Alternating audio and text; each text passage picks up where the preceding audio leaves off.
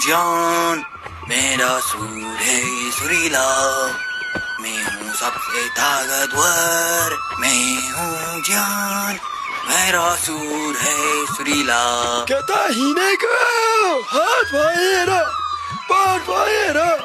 beauty भएर हरिनेको हौ शेरीजी अनि घाँटीमा यो मरेको स्याल चाहिँ किन बोक्नु भएको शेरीजी हजुरको आँखामा मोतीलाई बिन्दु लागे क्या हो बसन्तीजी